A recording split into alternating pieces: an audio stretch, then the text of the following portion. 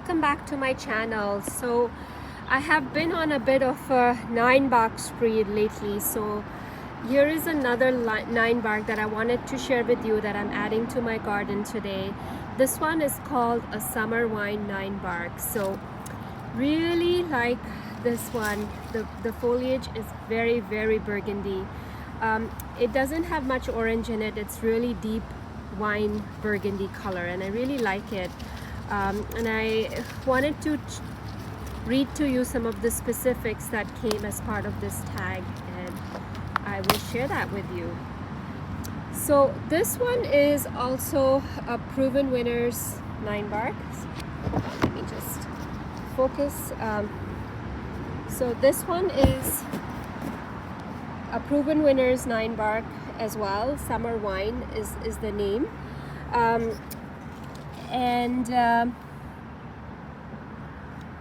It is colorful all summer. It's very hardy and adaptable, and it's a great choice for a mixed border, mostly to the back of the border. So soft pink flowers cascade down this plant's gently arching branches in the spring. So with Ninebarks, they have a beautiful arching habit which looks really pretty in the garden. This one has purple foliage all season.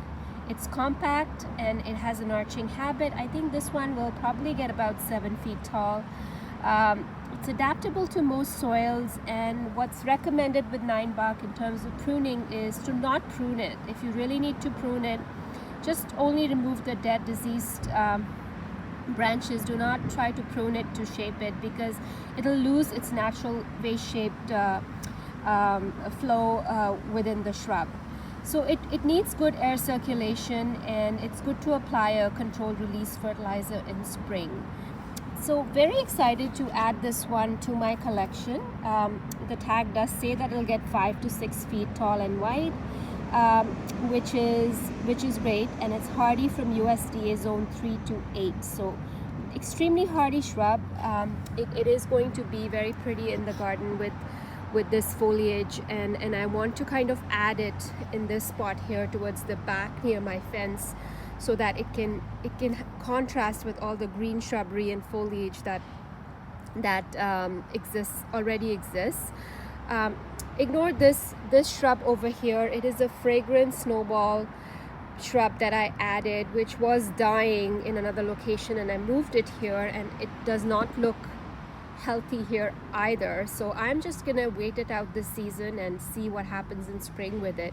If it is completely dead and doesn't come back and doesn't have foliage next year, then I will get that out of here and probably put something else in its spot. But for now, what I'm planning to do is put this Ninebark in this area. I have 2 bluebird hydrangeas over here, so it will be a nice contrast with the purple foliage there to just ground the back of this bed. I don't have anything there right now. I do have a limelight hydrangea that is growing here, but it has been very slow to take off, and I think it's going to take a few years for this to kind of fill in that space as well. So I think for the back of the border with the limelight and the purple foliage, it's going to be really nice together. And if this fragrant snowball viburnum shrub does come back next year, then I will either move it somewhere, or I'll leave it in this spot to see how big it gets there and how it looks overall.